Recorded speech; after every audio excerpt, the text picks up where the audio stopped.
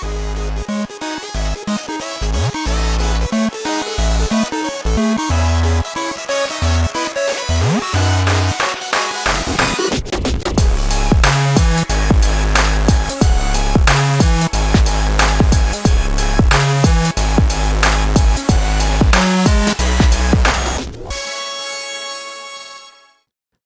everybody. Welcome to another exciting episode of Jimmy's Jambox. We're here. We're back at it again, and we're going to get on into it. But before we do, as always, please make sure to like, subscribe, push all the buttons, do all the things.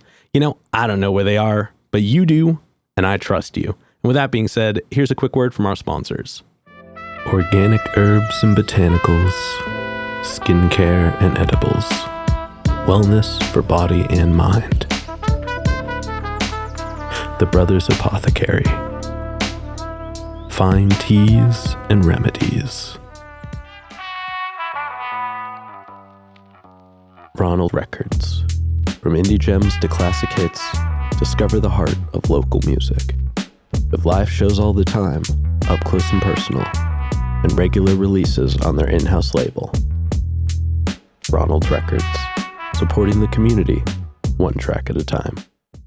All right, thank you all so much for watching. Again, shout out The Brothers Apothecary, Ronald Records, and Portland Water. Thanks for keeping us hydrated.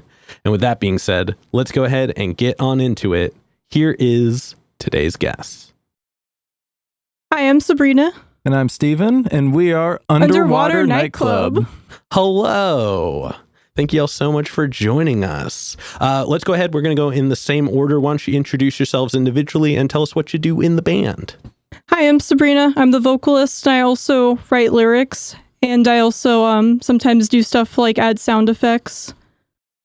I'm Steven. I usually do the production, play guitar, try to rearrange the song a little bit, to fix any screw-ups I do personally, and just try to have fun recording it in our apartment. Hell yeah. And then what got you both into music initially? For me, I grew up in a very musical household. My dad, he played a lot of mostly 70s rock. He played a lot of Styx. He played a lot of Loverboy, Pink Floyd, often on like stuff like road trips. And he had his office with his big stereo system. And he said the first music that I responded to was Neil Diamond's records. He said I would get up and dance around and sing to them. And my sibling did not, did not do stuff like that. So I guess it's just always kind of been something I've been connected to. Yeah, you just had good taste right from the start. Yeah. And then I listened to a lot of different music genres, and then I met Steven, and then Steven started writing. He would write tracks on FL Studio and stuff, and he would show them to me, and he said, how about you try singing and writing some lyrics to these tracks I made? And I decided to just give it a try. Okay.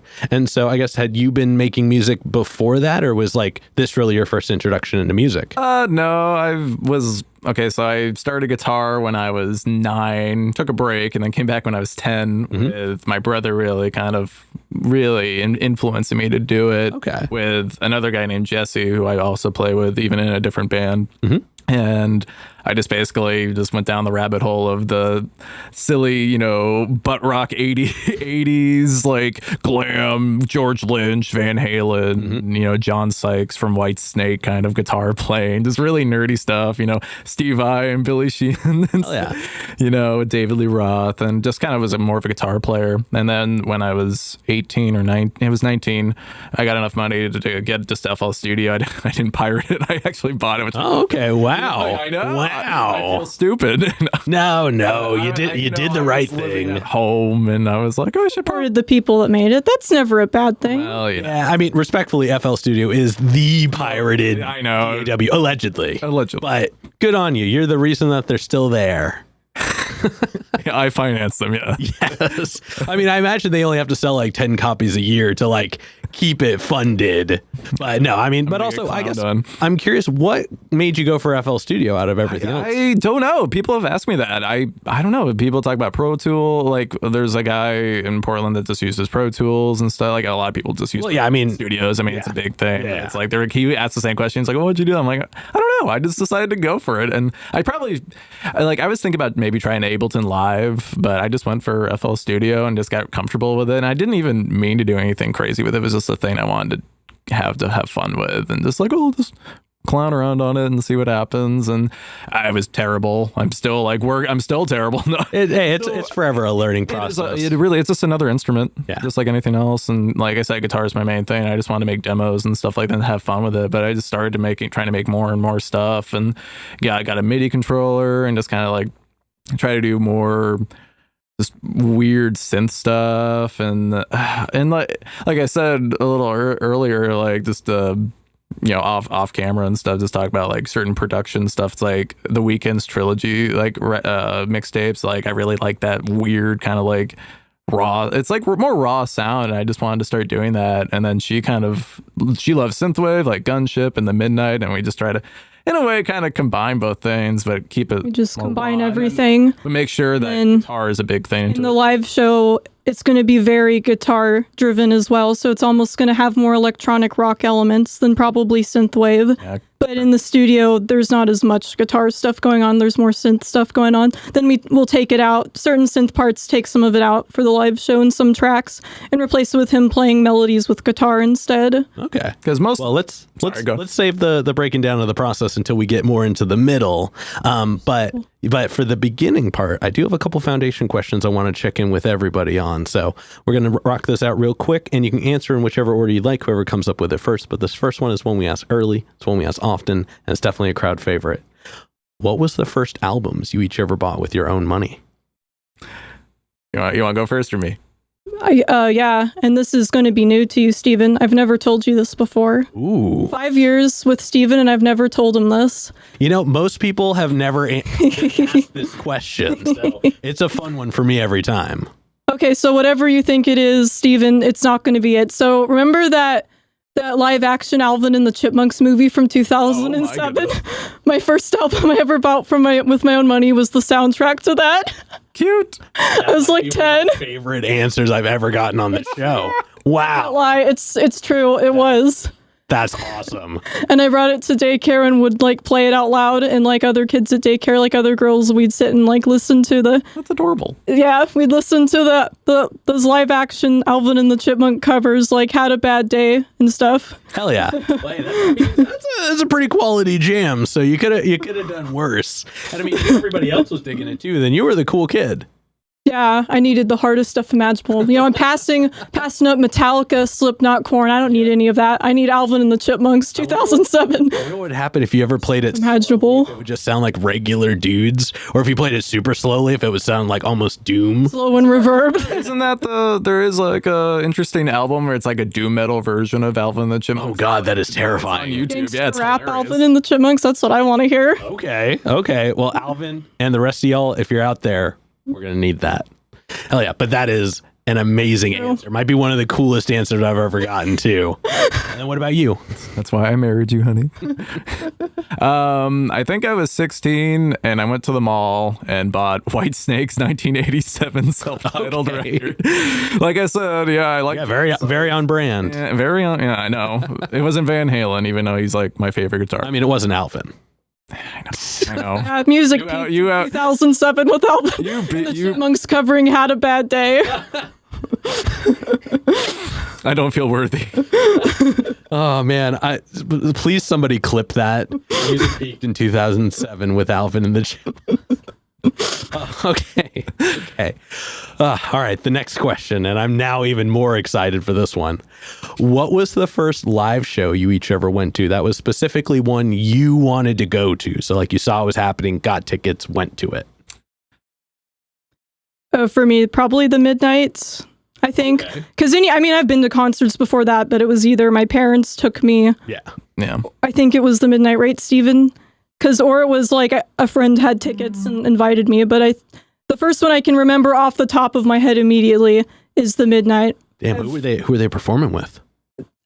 Jupiter Winter. Okay. Yeah. That was a really cool show. It was a fantastic show. One of the best concerts I've ever been to. It was amazing. I'm really sad I haven't gotten to see them live yet. Aren't they touring with Chromeo right now? Oh my God. Now I might have.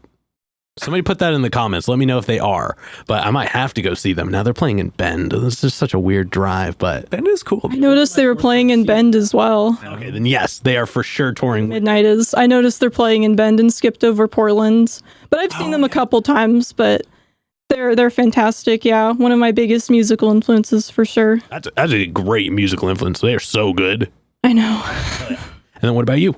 It was Rush, their Clockwork Angels tour with my brother. Damn. When I think I just turned 17.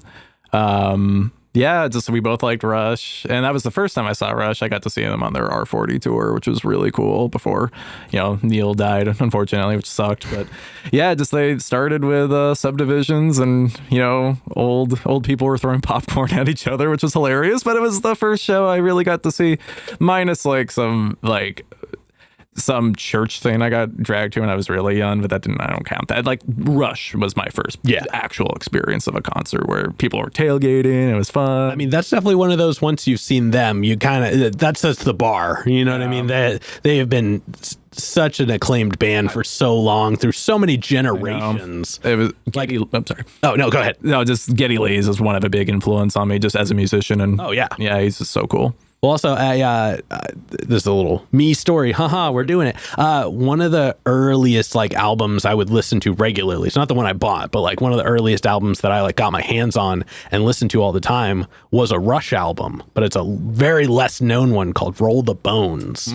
Okay. And it came out in, I think, 91 or 90. Yeah, it was this weird era of time where they were doing contractual obligation albums.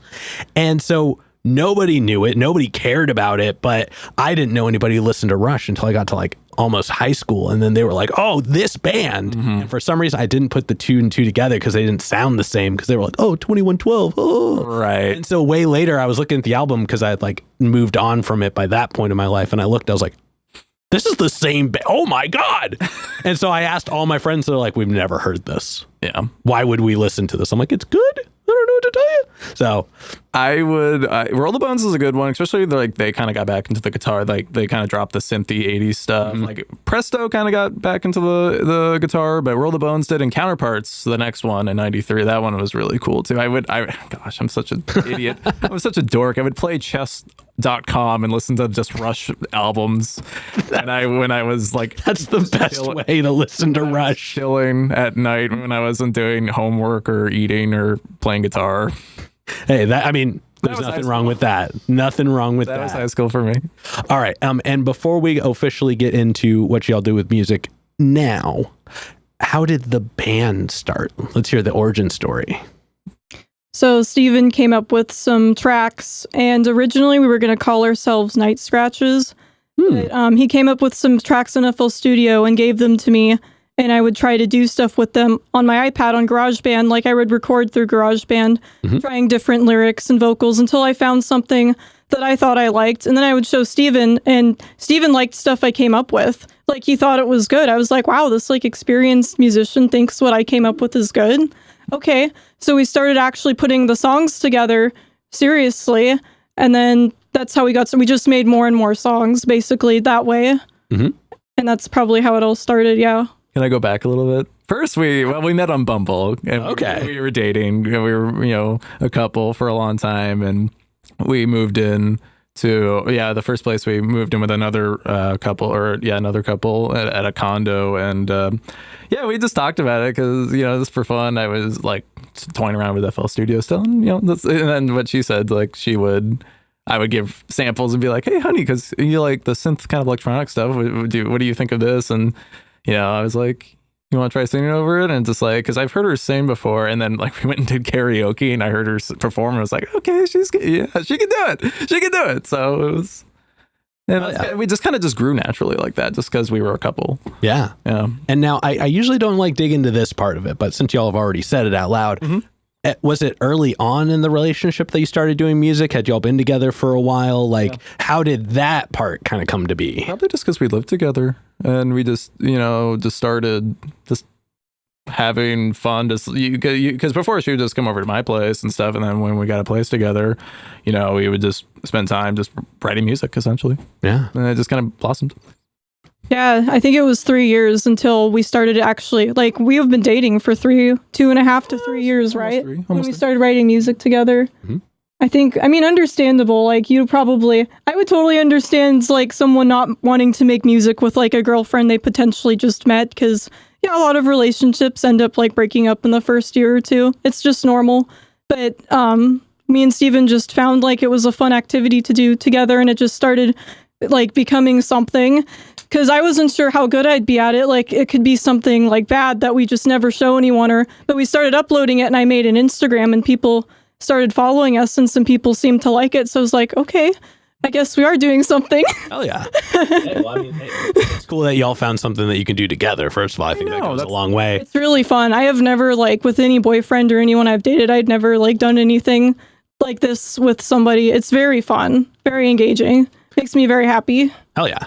Well, I think, I believe Grimace is also that way. Yeah. And, which shout out Grimace. And I believe Goose Don't Be Frightened is also in the same boat as y'all. Really? So if y'all, also shout out Goose Don't Be Frightened.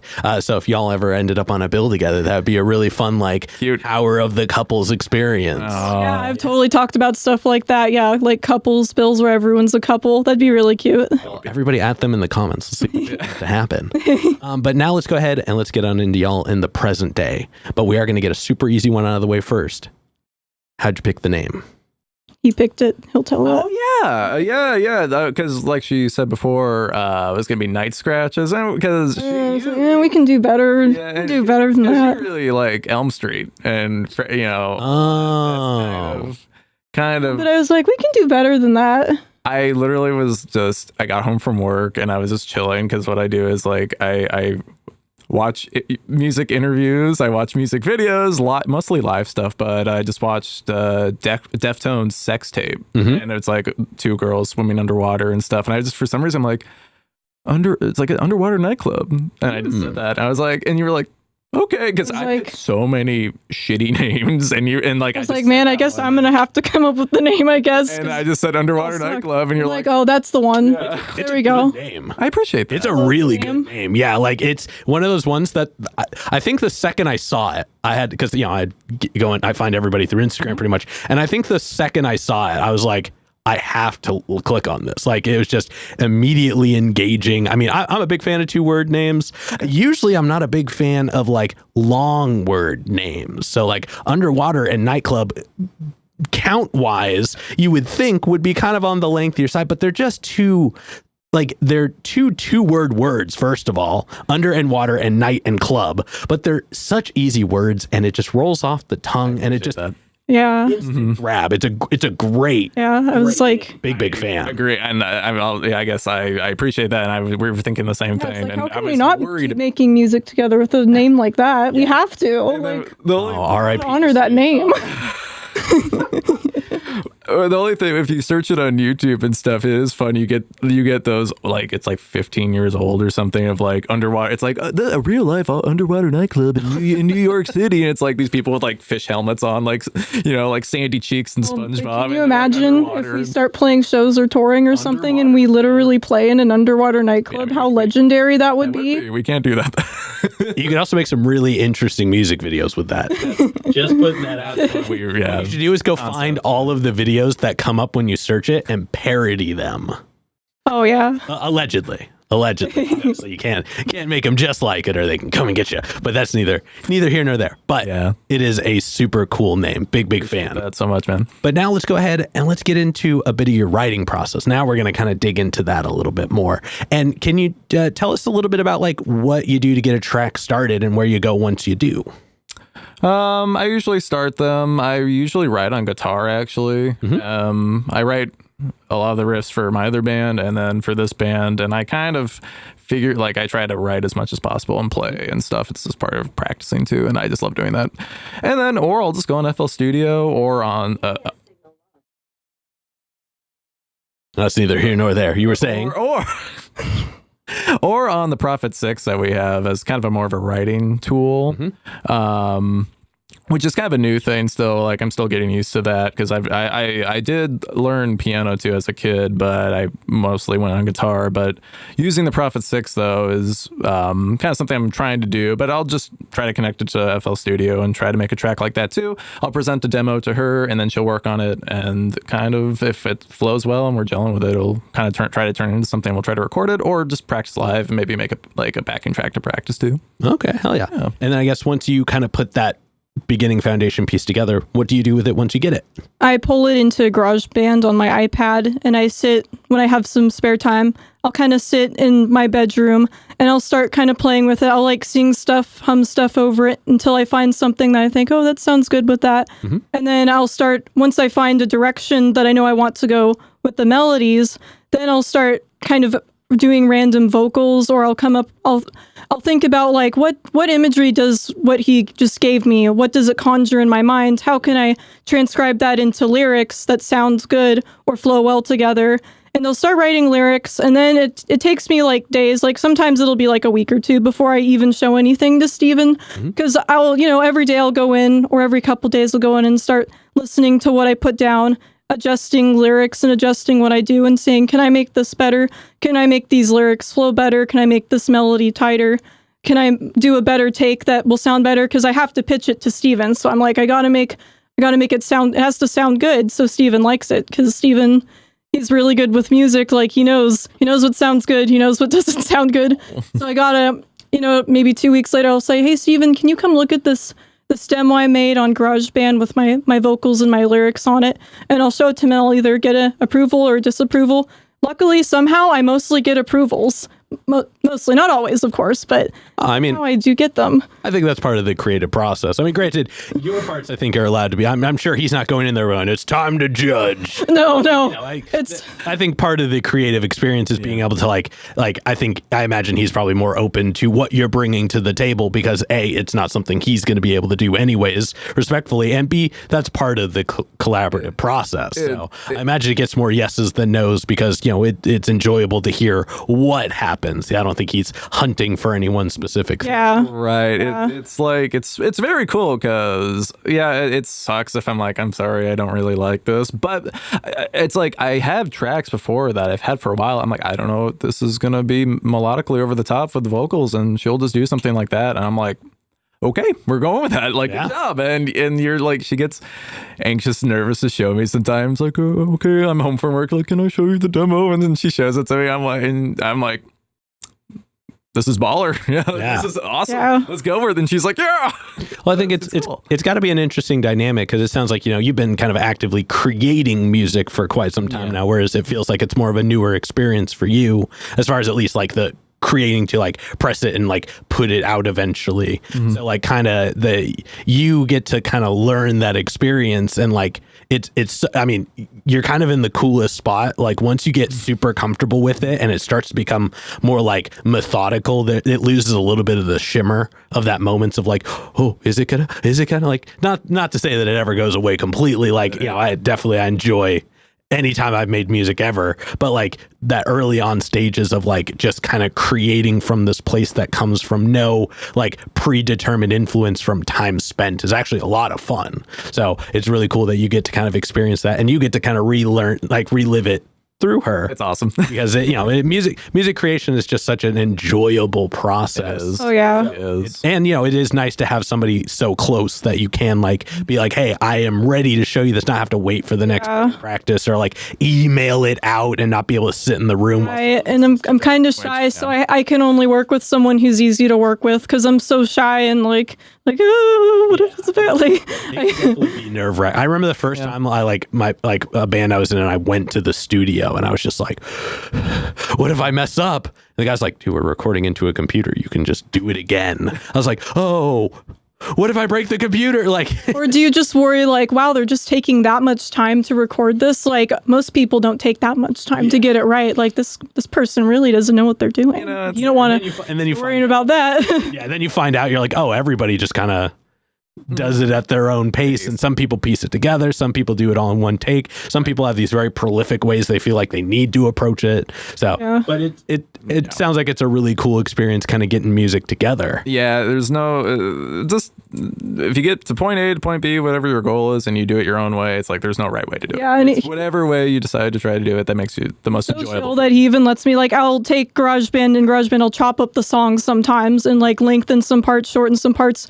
move things around. It's a really easy like program. Everything has to be like really easy. I can only understand easy programs, really. So I chop everything up, and sometimes I'll go find sound effects and add stuff like sound effects, which I think is also fun, because then it makes me feel like I didn't just do lyrics and melodies. Like, it makes me feel like I'm part of the whole song, even if it's just a little bit and it's 95% him.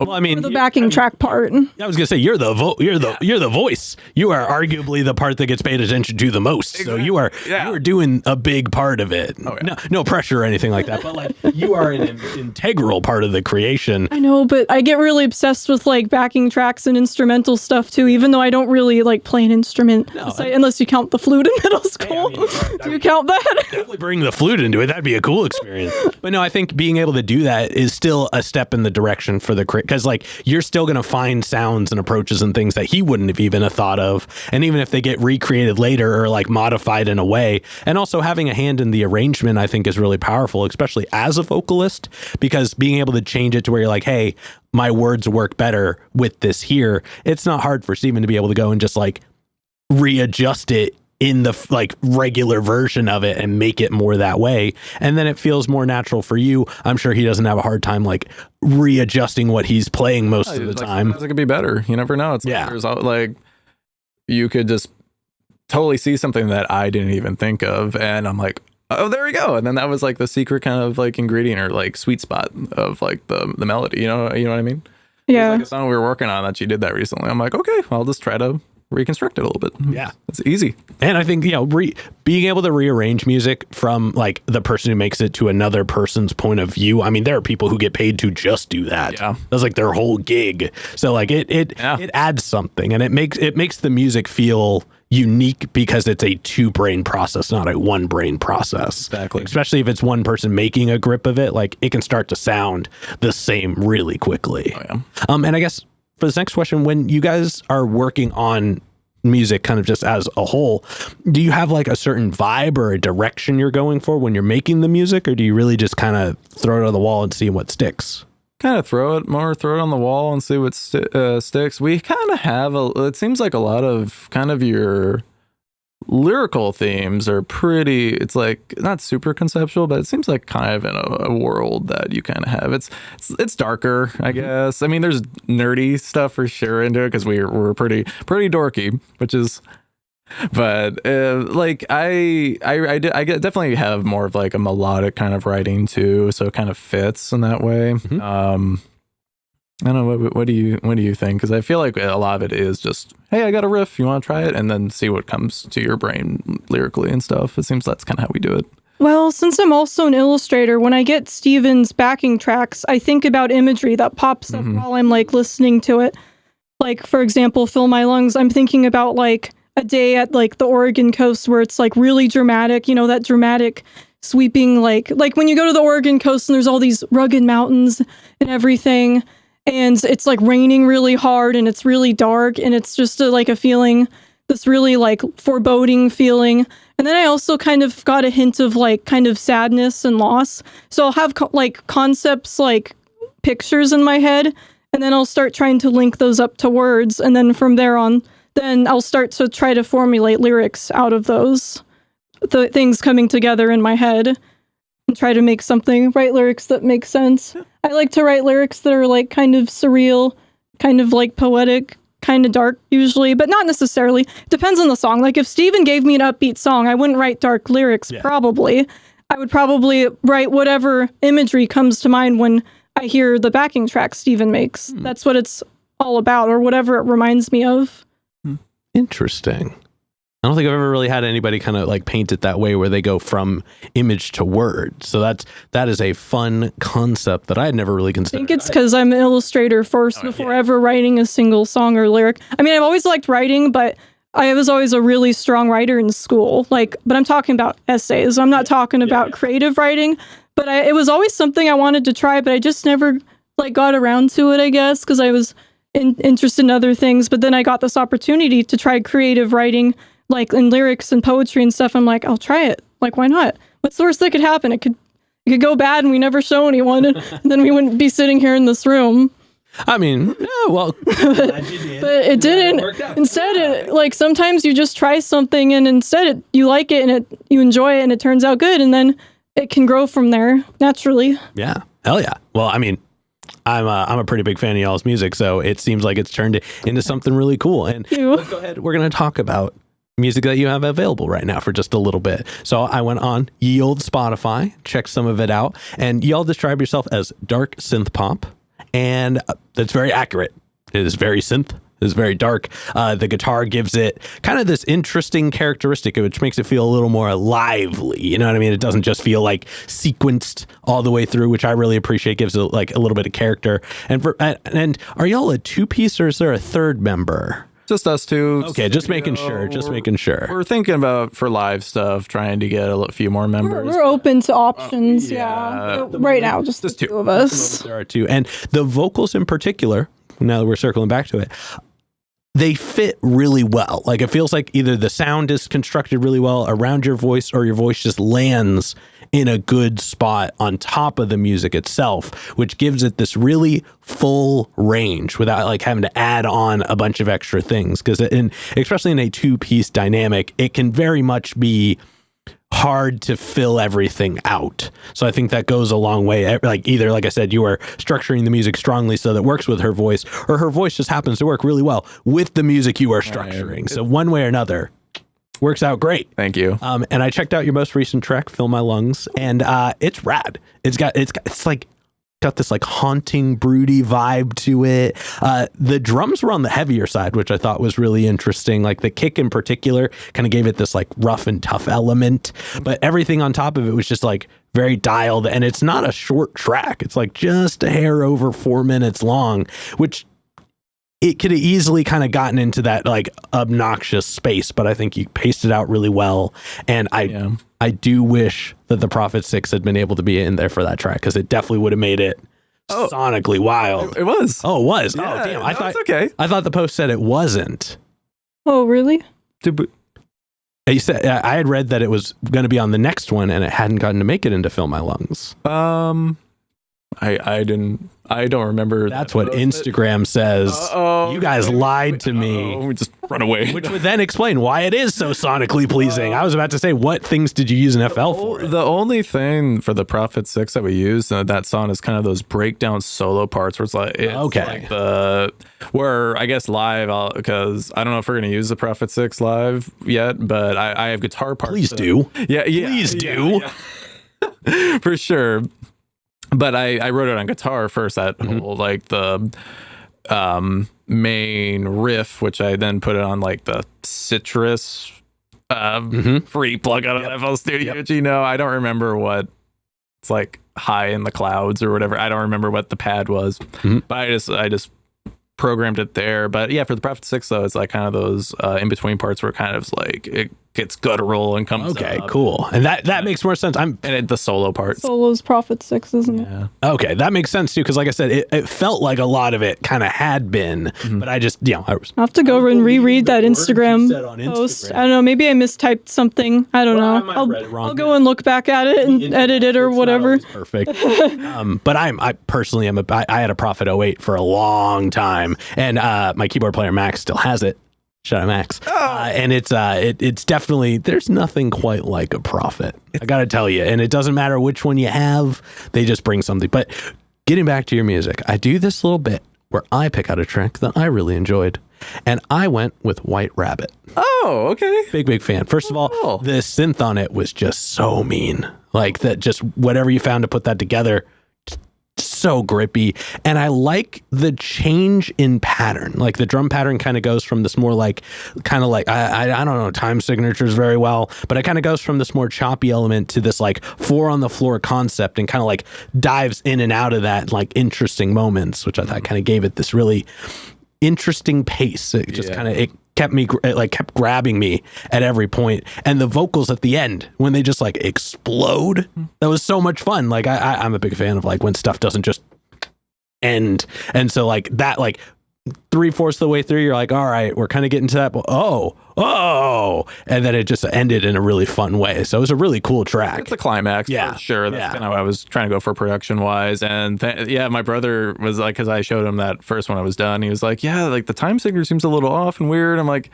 yeah, it's but it's like kind of in on purpose way. It's I mean, in the genre, it's fine. Exactly. Yeah, like it's a little industrial. Because it's about Alice in Wonderland, and when you think of Alice in Wonderland, you think of she's like kind of going down the rabbit hole, and it's kind of everything's janky and kind of weird, but in a fun way, in an interesting way that's like fresh, and that's kind of, I feel like we kind of bring that like dark Alice in Wonderland vibe to this track. Because if you've seen other ones other than like the 50s animated one by Disney, like some of the earlier ones where it's like they're really creepy and dark, like that's what I was thinking of too, like when we were making this, like some of those, like I think there's one from the 20s or 30s. Yeah, that one. It's really creepy. You posted on Instagram. I put them together. I put the song with this really creepy one. And I'm one of those people that's really fascinated by like creepy practical effects and puppets and all that. Like that kind of stuff is super interesting to me. Yeah. So that's like, I was thrilled to try to recreate like an atmosphere like that with our version of White Rabbit. Hell yeah. Well, it's definitely a super cool track. Thank you. It was fun to cover. Now, have you guys had a chance to perform live as a band yet? No, not yet. Okay. Well, do you have a favorite song that you enjoy playing at the moment? One of the songs that we're about to release, I really like playing a song called Hallways. It's a spookier vibe. Kind of going back to the Elm Street kind of thing. It's kind of what we're kind of thinking about. It's almost as it's not industrial, but I like playing on guitar because it's a kind of interesting, more darker. Right, it's riff. a dark synthpop track. It has some industrial. It does have industrial. It's got like stuff like, and like it's got like some dripping water effects, and like we're gonna add some like steam effects. So it's like kind of industrial, dark synthpop vibes. Yeah. And I really love the track. It's a really good track. It is my hardest track to sing live though. Yeah. So it's the most challenging. Thank you. But it is the most exhausting one to sing live because we've been doing like our band practice every week. And so I don't know if I'd say it's my favorite, but it is satisfying to sing it because it's kind of difficult. My personal favorite might be Time Speech. I like that one too. That one I don't know how long it'll take for that one to follow Hallways when we release that one.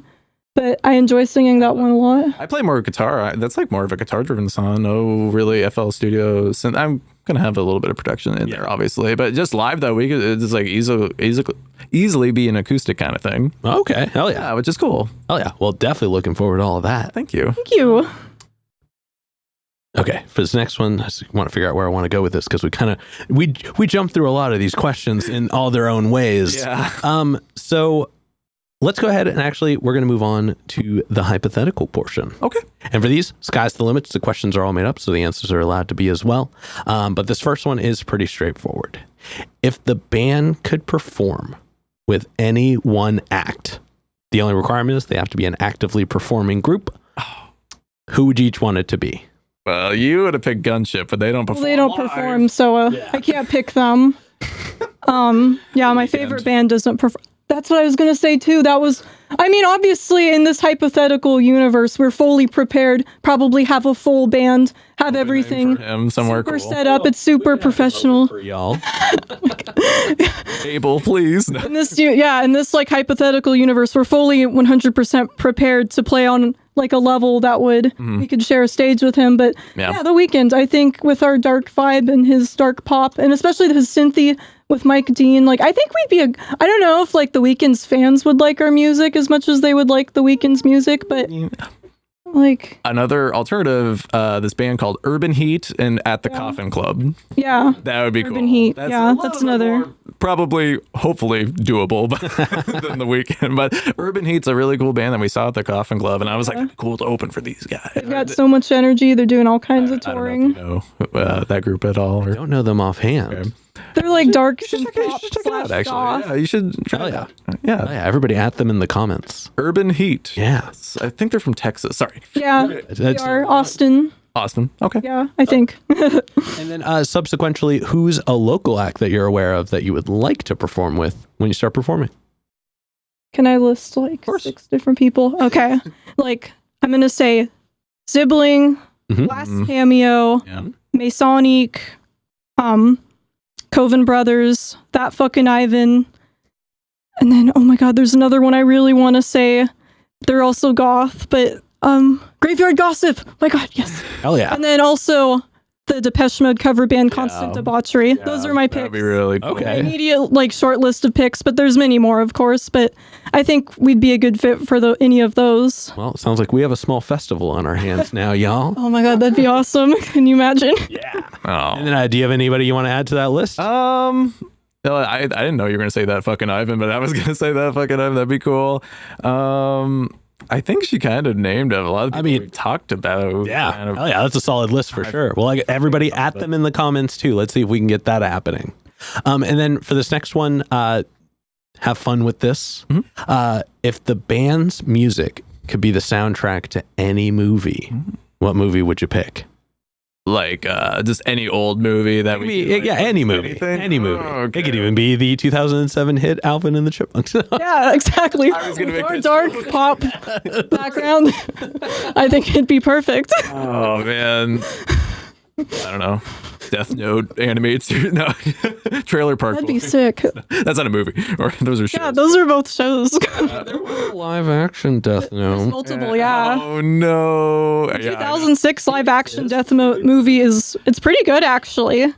I mean, not as good as the show and the manga, but it's good. I haven't seen it. I can't bring myself to do most live action animes. I'm not For what it is, for that for yet. 2006, for what it is, I thought they did a pretty good job compared to other things you'll see like that are live action anime. I thought they nailed a lot of stuff actually. Of course, it's better as a show because of how long the plot is and everything. But I thought for what they had and what they did, it was actually pretty competent compared to a lot of things. Okay, well, maybe I'll give it a go then. I appreciate the synopsis. Sorry, I was just gonna say, I feel like maybe your music might kind of go in a weird noir-y kind of like Seven or something. I don't know. Okay. Maybe. Yeah. That's Their music is too surreal for them. That movie. Watchmen. I haven't seen that one. that actually. I would go with like something like Nightmare on Elm Street. Anything that's like a horror movie that has a lot of surreal imagery, dreamy imagery, or even something like Hellraiser. Like anything that has like a lot of like weird stuff going on, very dreamy. Anything like that. Not that we need another Nightmare on Elm Street remake because Robert Englund's probably can never be paralleled. But if they did like remake Nightmare on Elm Street, maybe that. Okay, hell yeah. I mean, definitely solid answers. I appreciate it. And then to wrap up the hypothetical questions, if you could add one abstract instrument to the band, so obviously, not guitar, drums, bass, we'll even take keyboards off the table, but I see you both have answers ready. I know. We'll go ahead and start with you. Saxophone. Okay. Saxophone. Of the Midnight and Gunship, because Vampires, great song. Vampires by the Midnight has that incredible saxophone parts. Would love to like find someone like who would and make a song that's heavy on I saxophone. almost spoiled it earlier when he said, "Does the flute count?" I was like, "You should have played the saxophone, honey." I say that to Steven all the time.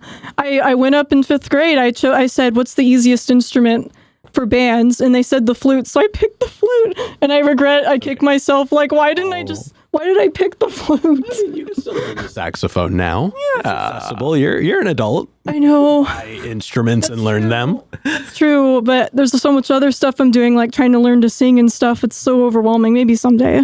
You say the saxophone, I think, would help with breath control. That's what I was going to. The flute. So it could be a learned to help with vocals. I do wonder if I picked up a saxophone, if like there's anything like I could transfer from playing the flute. The last time I played the flute was in 8th grade. That was a very long time ago. They're different because the flute you blow over the hole, whereas the saxophone is a reed. Yeah, I've never done reed instruments, so that would be new. But, so maybe there's nothing that would really transfer or anything. I don't know if the fingerings transfer. I'm sure as an adult, though, you'd probably be able to pick it up pretty quick and just figure it out. The instructions are pretty learned at this point. But also, how rad would it be to just stop singing for a second, whip out a sax? I also want to learn how to play the keyboard. So like that's my short list. Well, yeah, oh my god, can you imagine? I've been practicing with the Prophet 6. So. Yeah, I love playing. I want to like actually seriously like try to learn how to play it. Not on a level that you would be able to do, but like just to write simple melodies and stuff for like potential backing tracks and stuff. Plus, I can't do the wind instruments or at all. Like, it seems like my lungs are really weak. I have a deviated septum. I feel bad because I feel like I'm just like, you're gonna hear my blowing of my. Oh no, you're fine. You're fine. It's like I'm like I would just pass out with a wind instrument. Maybe someday. Yeah, I don't know. Maybe someday. I love the saxophone. Hell yeah. Well, many good tracks using. You know what to do? Add her in the comments. Let's get her to do saxophone anyways. Donate to get this woman a saxophone immediately. Who has a saxophone that they can donate? Just throw it. Right, and then, what abstract instrument would you add to the band? It would be also the saxophone. Okay. Yeah, for sure. Or maybe. Oh, what's it called?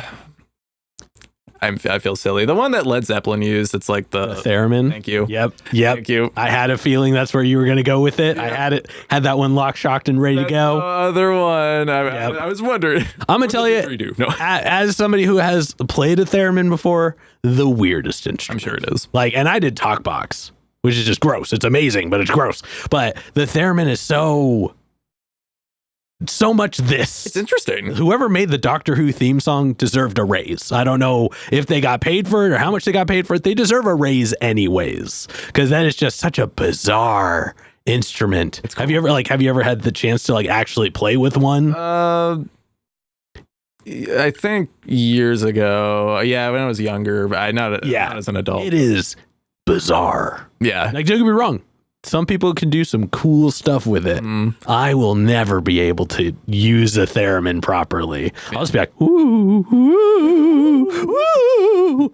Yeah, so definitely. And also, I mean, y'all's sound would be very fitting to have a theremin in because they are very long, very sweepy instruments once you learn how to use them. Yeah, that would be kind of cool, honey. We should invest in why not? The saxophone. I think Moog made a fairly affordable one that you could probably, like, I think it's called the Theramini. The Theramini. Yeah, and I think new was only like $300. So like used, you could probably find it for cheaper because a bunch of people probably bought them and went, "What do I do?" I wonder if Corey had this guy named Corey, Sisterly Silence in Portland. He's a engineer, recording guy. He has a whole bunch of instruments. I wonder if he has one of those smaller, like more affordable ones. He might. Well, everybody at Corey in the code. Corey's great, yeah. All right. Sorry. But now we're going to go ahead and we're going to start wrapping this up. Okay. What can we look forward to between, let's say, now and February? Definitely release a few tracks. We want to do one in October, the song Hallways, or it's kind of a spookier track. So maybe we'll try to do that kind of closer to Halloween. And if we get kind of our stuff together more live and maybe talk to a few other musicians, trying to get our kind of live stuff going. That'd be great to try to play a show by February, but we'll see. It's like I have another band and just work and just dealing with just other life, in general. Yeah. But that's kind of, would you agree, honey? That's kind of what you're kind of like. Yeah, I'd love to try to play live. Get a good set. We already have enough songs for a set. Yeah, we've got about a 25-minute opening set. 30 minute, opening for sure. But is that with talking in between it or like just play through time? I don't know. I feel like we're kind of a band that like it's almost like a Nine Inch Nails thing where they just song, and maybe and then have like an ending kind of thing where you can kind of do an encore where you talk a little bit. But it's kind of more of an experience thing, not like being like, all right, guys, this is like this, like the Van Halen, like David Lee Roth, like spiels. No, I gotcha. Hell yeah. And then for this next one, I guess go ahead and look at y'all's cameras and tell everybody how they can find you. Hello, we are on Instagram at Underwater Nightclub, and then we're on Spotify, YouTube, and pretty much any other streaming service you can think of. Oh, yeah. And then any other plugs, any other shout-outs, anybody else you'd like to put on while you're on here? I guess my other band, Backseat Plastic. Yeah, Backseat Plastic.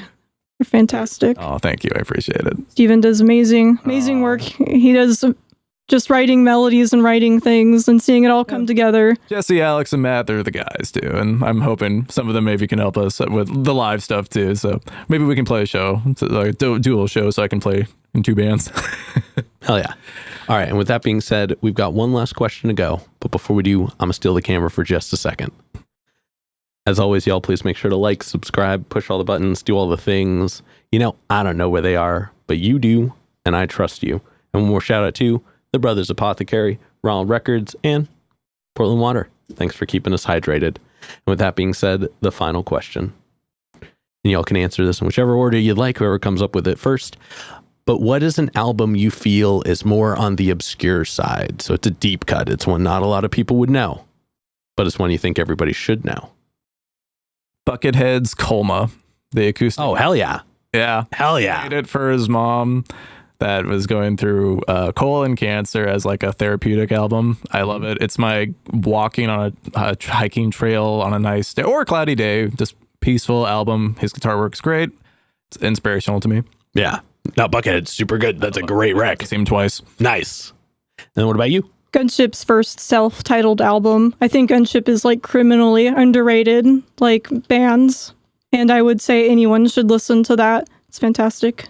Hell yeah. Well, thank you for that. I'm familiar with Gunship, but I got to say I have not listened to them actively. So I'm excited to go back through their music as well. Mm-hmm. All right. But with that being said, we're going to go ahead and wrap this up. You guys, thank you so much for joining us today. Thank you. Yeah, thanks for having us. Oh, yeah. This was really fun. Oh, thank you. Hopefully we weren't too awkward. Oh, no, you guys are great. And this has been another exciting episode of Jimmy's Jambox. I'm Jimmy. I'm Sabrina. I'm Steven. And we're signing off. Later, y'all. That's a wrap. This is not a podcast. This is a show.